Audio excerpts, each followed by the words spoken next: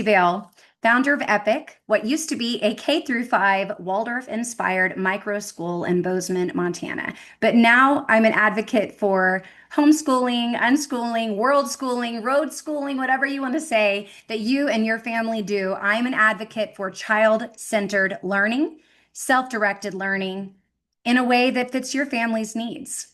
When I was running Epic, I did what anybody would do when they're starting a school or beginning their homeschooling journey. I bought curriculums. I didn't know any different. I had been a public school teacher before. And what I ended up doing might be shocking to some people. I didn't use a single curriculum. And the students at Epic miraculously ended up being moving from below level to either on level or even above level. And in fact, my own two children, I have twin 10-year-olds, and my own two children were thriving without curriculum. So, what I ended up doing is researching multiple different ways of learning that many families sort of fall into. But also, sometimes I find that families don't know exactly how to apply the method that when they read about it, they think, oh, this sounds just like us. This is something that I want to do. But then they don't actually know exactly how to apply it. And one of the main areas that I see this happening is unschooling. Now, if you're like my husband, when you hear the term unschooling, you think that means not schooling. And in fact, many parents, when they come across that term, they say, oh, that's not for us. That's for those wild kids that just run outside all day and play in the mud, and the parents think that they're going to just learn magically through osmosis. That's not really what I'm talking about. The way that I see unschooling and the way that I've applied it in my own home is that I look at school as an institution, and I look at the current model of education as pushing in. We're pushing in information versus what education is meant to be about, which is to bring forth, to bring out the education, and to trust that our children already have the capabilities to learn anything, really. Think about it this way. When you had your baby, did you teach your baby how to suck, swallow, and breathe at the same time when you were breastfeeding or giving them a bottle? No, you didn't. Did you teach your baby around 4 months old that they need to roll over? And then around 7 months, did you use flashcards to teach them how to crawl? What about when they pulled up? If you really think about the first 4 years of a baby's life or a toddler's life, they kind of seem to figure things out, right? They're looking around them and they start to notice what they should and shouldn't do. They start to match your language, your volume, your speech patterns, even learning the vocabulary, which is really cute when toddlers say things that obviously they've heard it from one of their parents. They're observers. They're mimickers and experimenters. In fact, in Denmark, if you've ever read any book on Danish parenting, they don't refer to the 2-year-old stage as, the terrible twos like we do here in the States. The term that they use for that age of development actually translates into boundary pushers. And if you look at toddlers as boundary pushers, which we all kind of do, we know exactly what I mean by that phrase. It's a lot more accurate than terrible twos, okay? But with a boundary pusher, what they're doing is they're showing you that they're a little bit more independent than they were when they're an infant, not quite ready to be on their own yet, but they're trying to figure out, if I do this, what happens? And that doesn't change. None of that learning and experimentation and natural curiosity and exploration of the world changes just because a child turns 5. But in our culture, we think 3 years old, probably even earlier, 3 years old, they need to go to a Mother's Day Out program. I'm going to get them in the best preschool that there is out there. And then by 4 years old, we're going to start working on school readiness. And in school readiness, I'm going to make sure that they know their letters, their numbers, their shapes, that they can recognize patterns, that they can read simple words. I want them to be able to hold their pencil and their crayon. These are all the things that we push on 4-year-olds, right? And then 5-year-old, they repeat it all over again because they didn't grasp it when they were 5. And then we try it again in first grade when they're 6 years old, and they've got to master it by now because they're in the public school system. What we're doing is looking at ages, not stages. And we're trying to formally teach children things that they're just not quite ready for.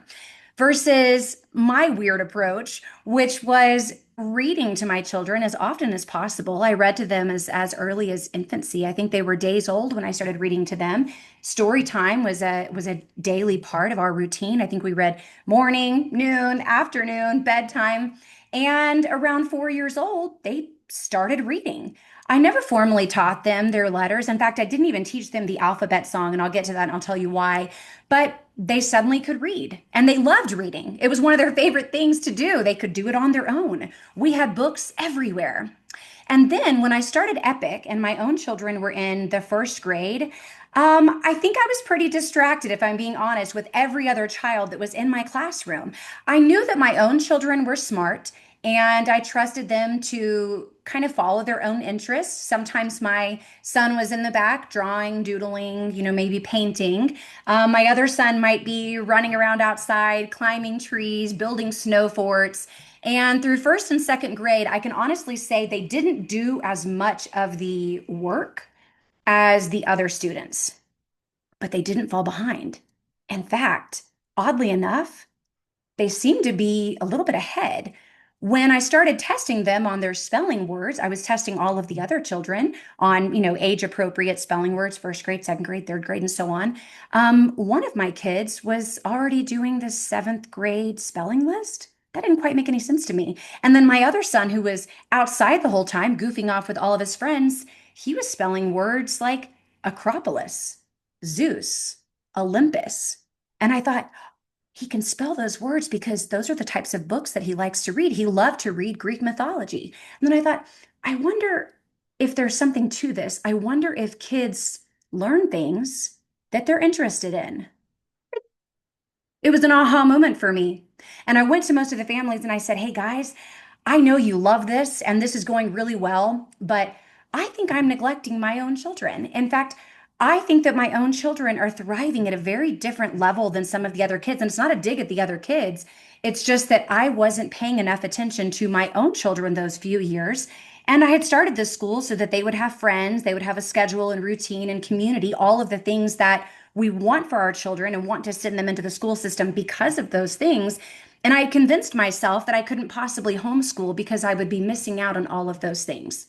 Most of the families were super supportive. In fact, half of them were moving anyway due to job relocation and so on. So it worked out really beautifully. And our school Epic came to its natural closure. And at the time, my husband ended up getting military orders unexpectedly to Japan. And we spent a year in Japan. And even though I love Japan, I couldn't possibly be in the Eastern Hemisphere and not travel just a wee bit, or maybe 8 countries in 9 months. But also, I had a revelation while traveling with my kids. I realized they learn by doing. And this seems like somebody with my background, which I should get to in just a minute. It seems like somebody with my background would have already realized this, but I think I had some unlearning to do. I had my own unschooling to do. What I realized is that there's nothing that we teach in school that can't be learned outside of school. And I realized that my children were learning things that they may otherwise think were boring. For example, how many kids do you know at age 8 are super excited to go to a World War II battle site where there's literally nothing around? I'm going to go with none. In fact, when I told my own two children that we were going to a World War II battle site, they were like, I don't like history. And I thought, okay, I'm going to backtrack just a little bit. So then I said, we're going on a hike. And they said, great. So we went on a hike and we walked up the hill. And then they said, this, this is kind of interesting, Mom. There's plaques everywhere. And then I was able to point out where we were and give them the story that I knew from history that had happened at that actual location. Boom, suddenly they were interested. In fact, they were so interested that leaving this hike, we ended up going to the local library and getting all of these books on World War II. Then they wanted to watch documentaries, they wanted to watch movies and so on about the place they had actually been. And I realized this through the entire time that we were traveling, that I can complement their learning by taking them to places to actually see, touch, feel, even taste the things that they're going to be learning about. Now, I hear some of you going, okay, but we can't travel, like going to Japan or going to Sweden, not really in our family budget. I hear you, okay? But what I'm talking about now is being able to provide a rich learning environment for your children at home based on their interests and also based on your interests. I wanted my child to play the piano. It was something I never learned to do when I was a young child. So what did I do? I bought a keyboard. I downloaded an app and I just kind of left it there and wanted to see, will they experiment? Are they interested? I like Phantom of the Opera, so I bought a Phantom of the Opera book and played some of the music in the car while we were in traffic and sang the songs and shared joy in the music with them, told them stories about growing up with this, seeing the play when I was a young child, and suddenly they had an interest in Phantom of the Opera. We can do this with our children. We can curate a rich learning environment without a curriculum.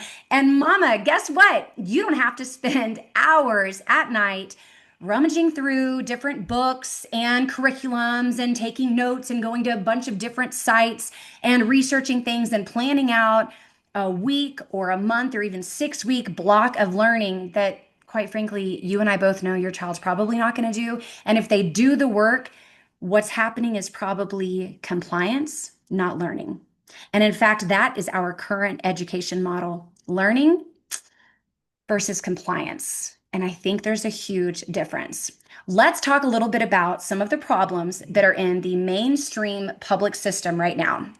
And when I say mainstream, I don't always mean the private schools and the charter schools and the alternative education schools, because they are trying to do things differently.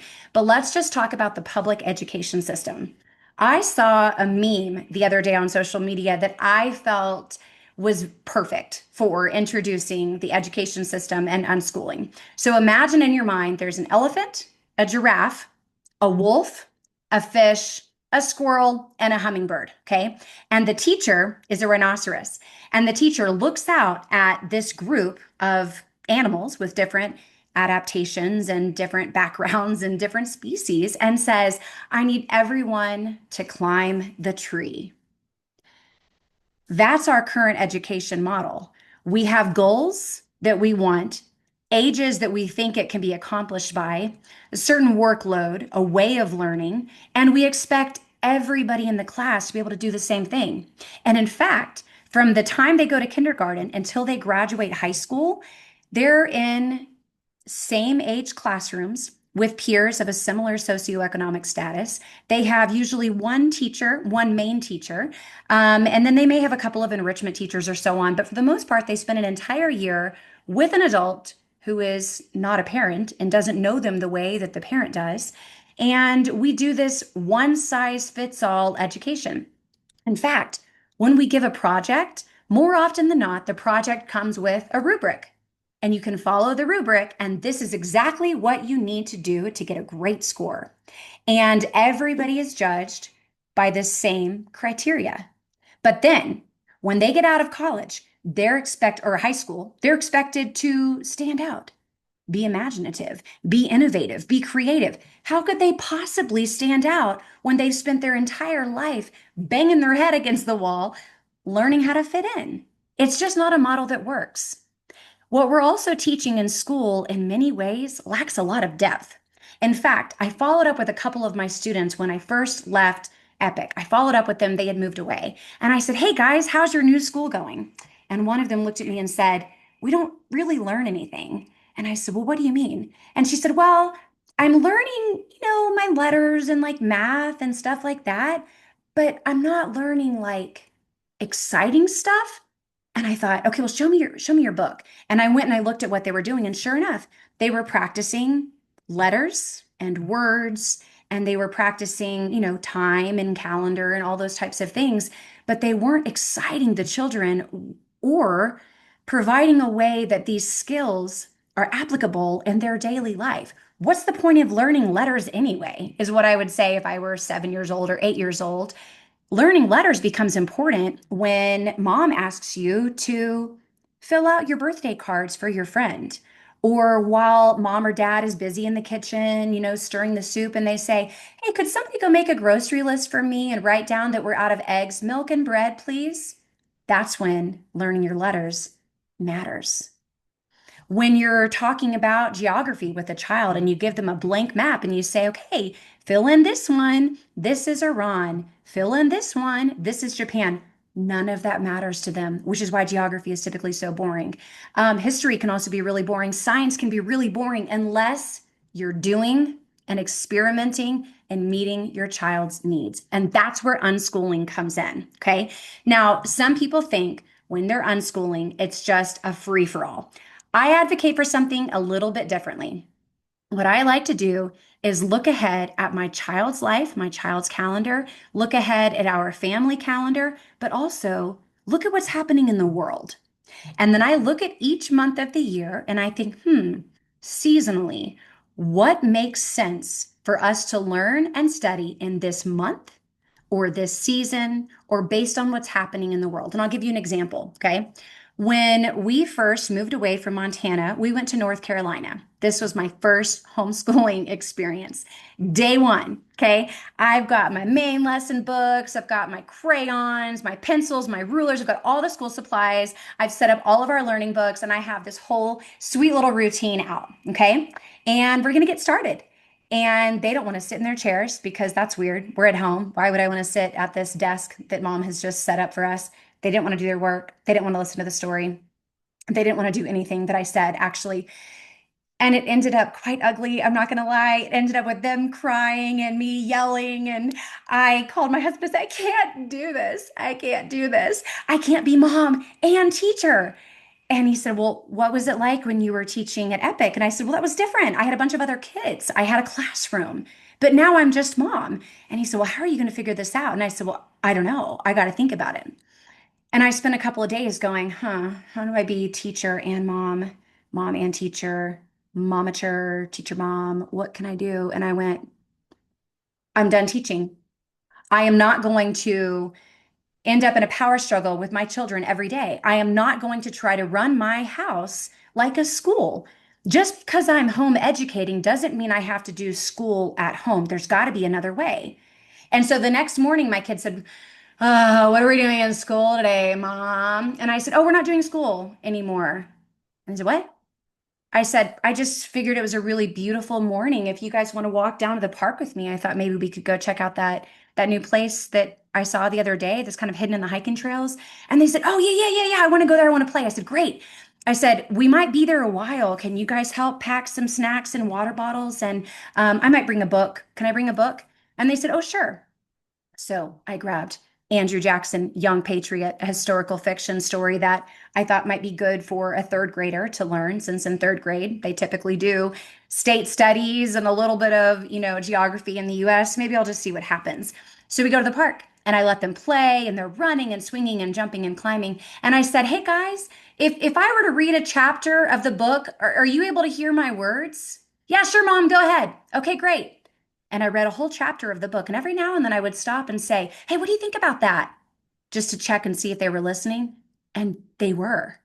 They were running around a playground, but they were listening to my words. And I thought, okay, this is interesting. And so then I said, you know what I noticed about Andrew Jackson? He actually lived in North Carolina. Did you guys catch that? Oh, yeah, I recognize some of the cities that you said. Yeah, Charlestown. What does that sound like? That sounds like Charleston. Hey, guys, when we go home, could we look at a map together? Maybe you could help me find it. Yeah, sure, mom. Okay, great. So then we have our picnic lunch and we have our water and we go back to the house. And I said, while I'm making lunch, why don't you guys start making a salt dough map of North Carolina? I got some books at the library if you're interested. And they said, okay, sure. So they did it. Because I was presenting everything as an option, the answer was, okay, sure. And it wasn't brought to them as school or work or something forced, a forced activity. It was an invitation to learn. And kids, I think, are naturally curious. They want to learn.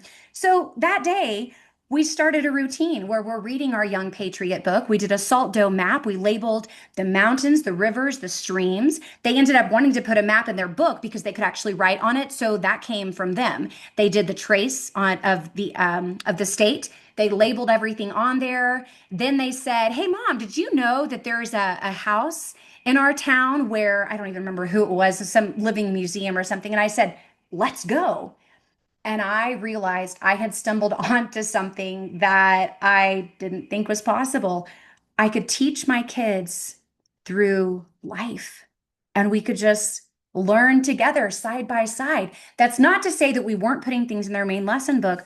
We were, we are, and we will. And I'm going to talk about main lesson books in many other videos. I'll show you exactly how to do it. But unschooling is so beautiful in this way. The only area where it's not really a free for all and we kind of go with the flow of the day is math. And that's going to be separate videos as well.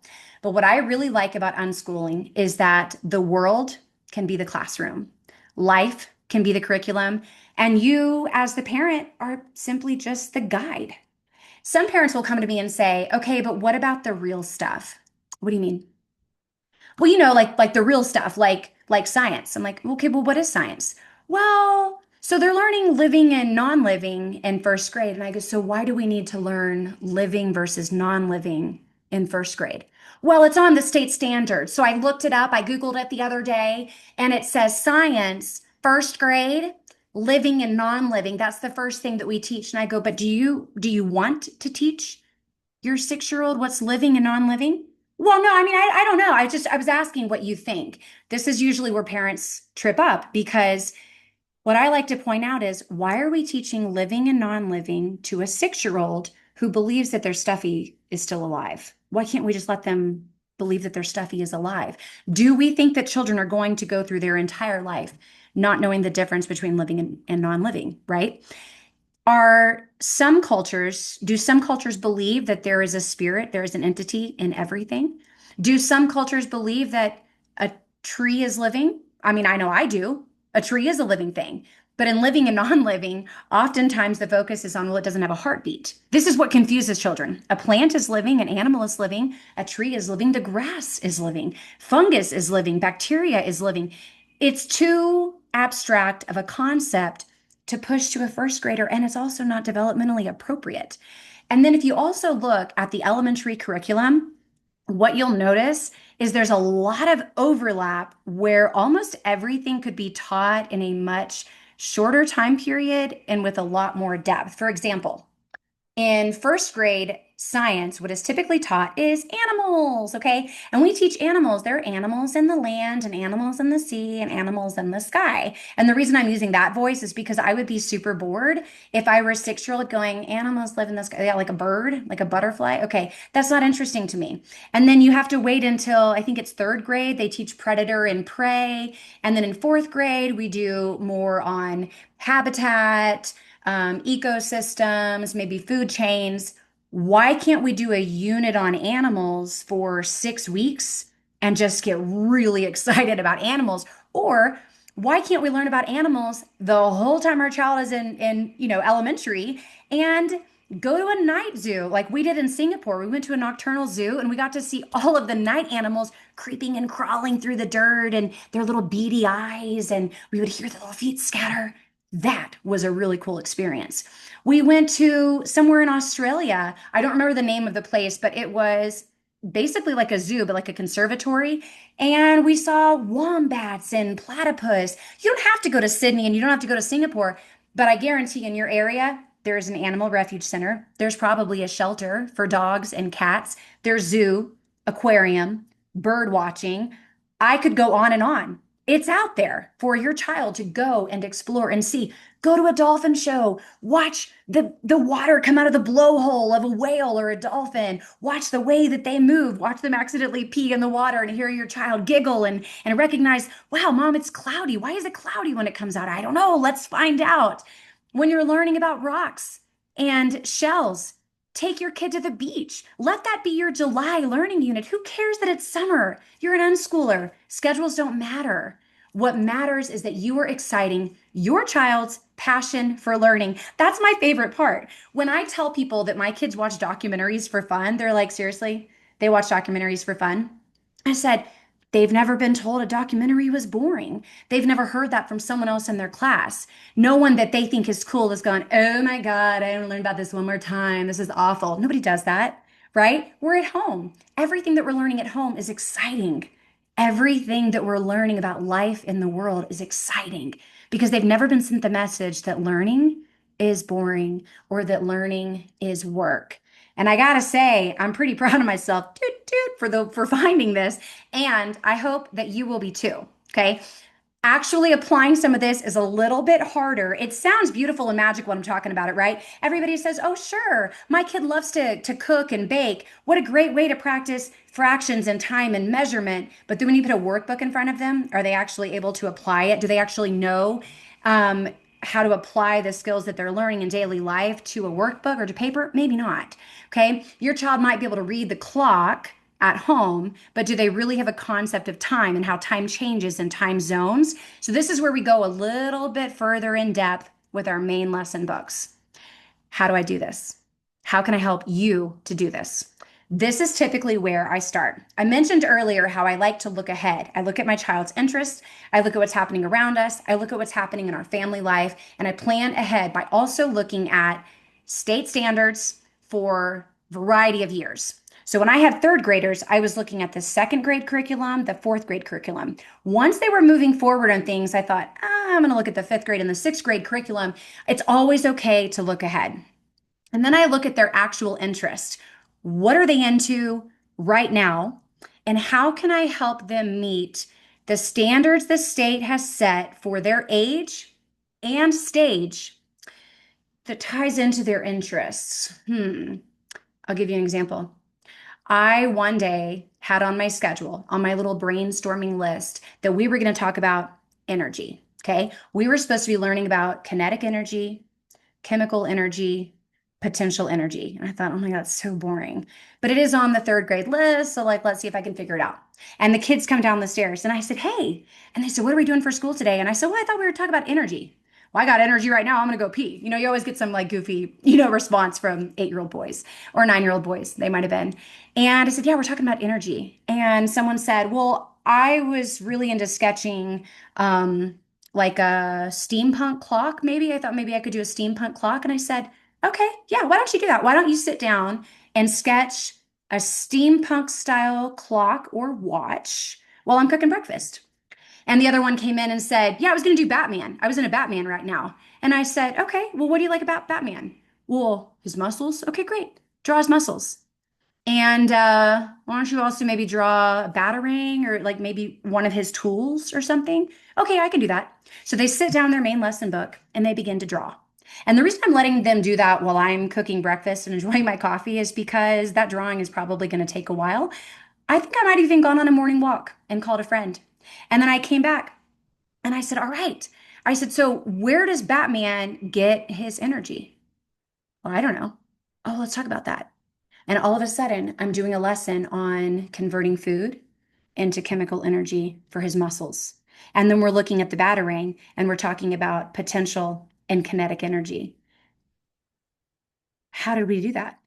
Everything can be learned through anything, and anything can be learned through everything. Okay. Now you're thinking, okay, but what about the kid with the steampunk watch, right? This is my artist, and he's a little bit of a Renaissance man if you haven't already picked that up. So I look at him and I said, so how does a clock work? And he said, well, I don't know. How does it work? I said, I don't know.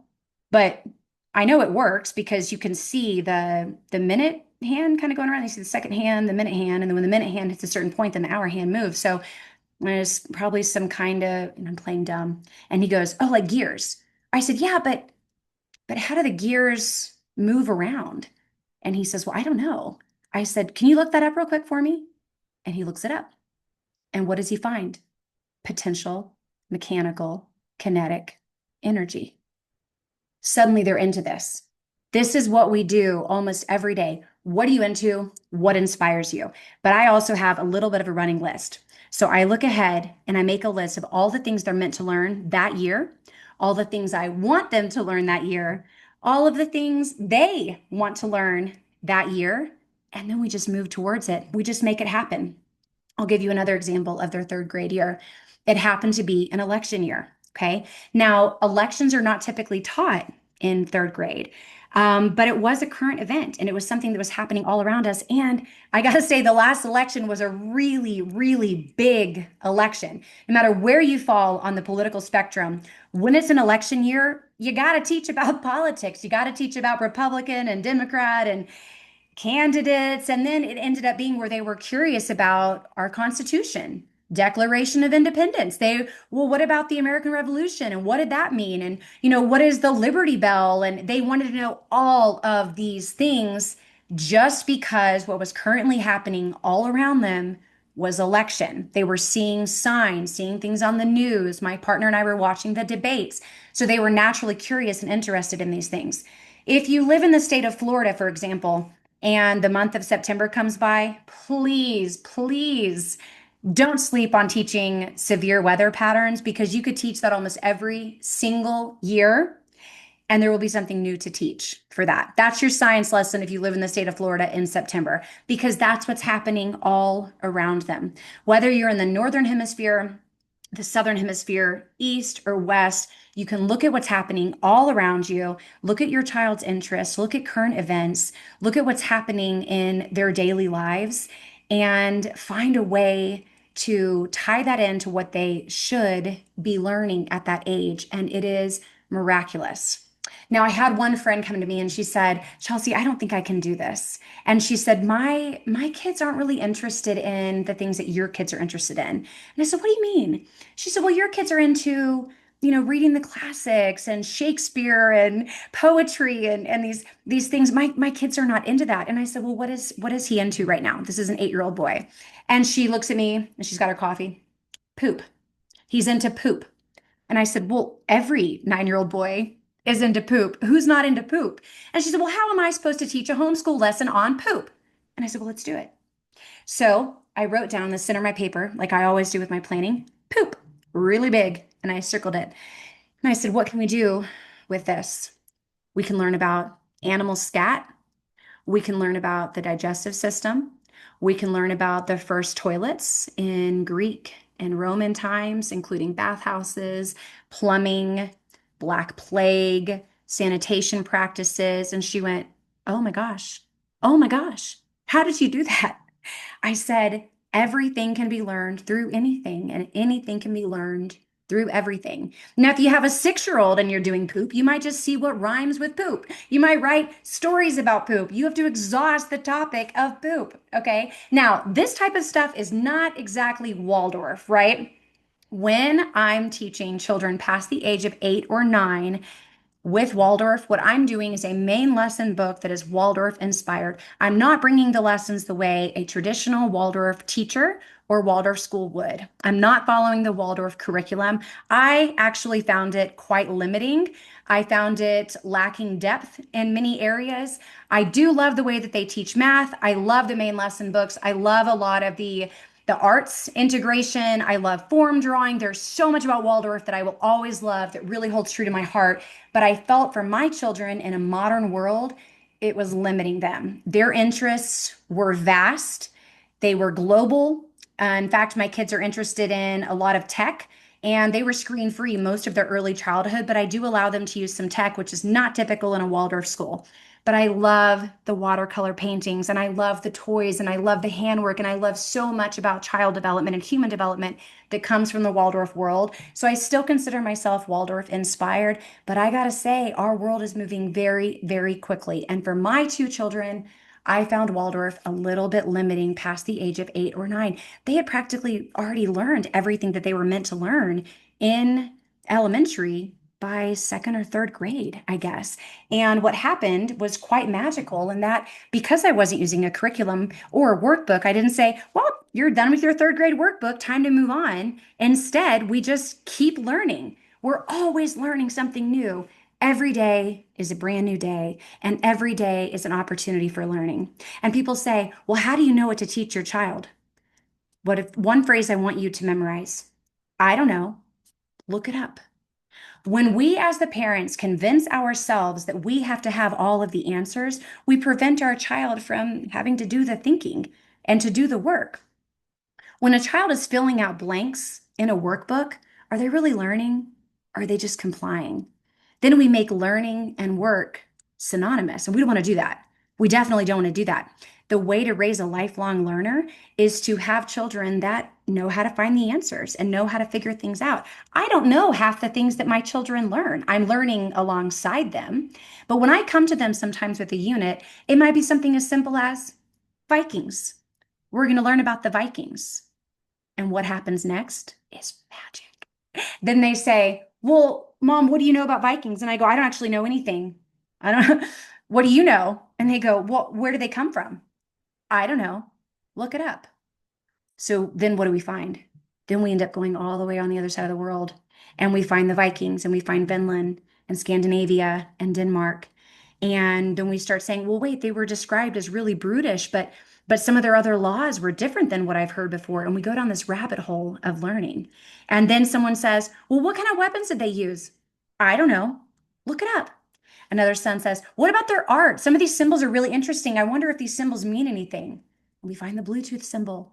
Whoa, what is that? Where is this? I want to go see this place. Then we come across landforms and bodies of water and ships and tools and food and clothing and hunting practices and hierarchies of tribes and kingsmen and battles, names that we recognize, words and phrases that we still use today. And where does this take us? Then we end up in Ireland. And then we're doing a whole unit on Celtic folklore and Irish traditions because the Vikings were there too. And where is this going to take us next? I don't know. I don't know. The only thing that I have planned for spring is to learn about the spring flowers and maybe do a nature journal on the spring flowers and the spring birds. But my child could also come to me and say, Mom, I'm really interested in learning about tactical gear or snipers because he's a 9-year-old boy. And I might have to follow that interest because why can't we learn about that? If he's interested in snipers, why can't we learn about what makes a gun, what makes a weapon, what makes it hard? Why can't we have conversations about offense and defense and war crimes? Why can't we have conversations about some of the famous battles, both sides of history? We can, but it's not in a curriculum. It's in their mind, it's in their interest. And since I'm just the guide, I get to follow along and I get to learn all kinds of amazing things through my kids and follow their interest. Now, my other son is not really into things like that. He's much more into arts. And I have parents say, yeah, but how are they going to get a job as an artist? That's not the point. What you're doing is allowing them to follow their interest, follow their passions, develop those passions. I think my child who's an artist, maybe he'll be an artist when he's older. I don't know. The starving artist thing is not really so much a thing anymore. There are a lot of artists that are very successful out there in the world. Maybe he'll be a sculptor, a pianist. Maybe he'll perform on stage. I don't know. But I do know that giving him time every day to pursue those passions, to sketch, paint, to do pottery, to do aerial arts, to try circus, what that's doing for him developmentally, I can't see with my own two eyes, but I do believe that it's happening. I do trust that he's developing inside and outside, internally, physically, spiritually, mentally, every day, because what he's learning is I can do hard things. What he's learning is I have an interest in this. I'm going to go to a place. I'm going to learn from a master in this. I'm going to practice. I'm going to work hard. I'm going to achieve a goal. That is a much more powerful lesson than what were the names of Columbus's 3 ships? Nobody cares. Nobody ever has asked me in my adult life, do you remember what Columbus's 3 ships were? No, nobody does. It has never mattered in my life. It mattered for the one test that I took in 3rd grade, and that was it. How are we going to have children get into the adult world and expect them to be imaginative, innovative, creative, hardworking, resilient, patient, flexible, committed, action oriented, goal setting leaders if we don't provide the opportunities to do that? If every day is sit down, do the book, memorize the work, pass the test, do the grind, if that is every day for their childhood, how will they possibly be independent as adults? You've been doing the thinking for them. And you've also been sending them accidentally, I imagine, the message that what I think you need to learn is more important than what you want to learn or what you think you need to learn. We don't want to send our kids the message that you, the parent, me, the parent, I know better than you. I am better than you. I know what you need. You don't. And unfortunately, that's what our mainstream model says. You have to learn this by this point because I said so. Instead, of, instead of killing their passion for learning, which is what we're accidentally doing, we start every day with, what are you inspired by? What are you interested in? What are you learning right now? What are you reading? What gets you excited every day? And then we follow those passions. What I want to do is show you how to actually apply this method of unschooling through main lesson books. So if you like what you're hearing, if you're intrigued, if you're interested, please subscribe, please like, please share this video with others, and then find your way to some of my other videos because I'm going to be teaching how to teach Waldorf style math K through 3. Beyond that, I've moved on to other programs. I like Singapore math, I like IXL. I've heard the Khan Academy is good. I just haven't checked it out myself, but there are so many amazing online AI programs and tutors for young children for math. And I'm a huge advocate for virtual learning for math because all kids learn math differently. But what you're doing at home is applying your math skills in other areas, whether it's cooking or shopping or starting a business together, managing a household budget, et cetera, et cetera. Math is in daily life, whether you recognize it or not. Your children are applying those skills in real world ways. I'm going to show you how I put together my junk journal or my scrap journal as a mom, how I plan out my units, and then how to set up a main lesson book for your young child. I might even give you a sneak peek at some of my kids' main lesson books so you can see how they are put together. There's really no wrong way to do this. It is just intentional, focused learning for a couple of hours each day, and then complementing that learning in the afternoons, the weekends, the school holidays with travel, visits to museums, aquariums, art galleries, symphonies, live productions of shows. Get out there and live. Be a part of the world. Let the world be the curriculum and let the world be the classroom and life be the curriculum. That's my motto. And I hope that soon it's going to be yours. Stick with me. There's so much more learning to do together, and I'm very excited that you found your way here. If you are interested, you can follow me on Instagram as well. I have a page for Epic, Epic_learners. Also, our website, you can see what kind of programming we're offering here in Bozeman, Montana at epiclearners.com. It's not spelled like epic, like rad. It's EPOCH, the Waldorf word epoch, which is translates to a significant time in someone's life. So thank you again for following. Please check out epiclearners.com or epic_learners on Instagram. Thank you. Be well. Happy learning.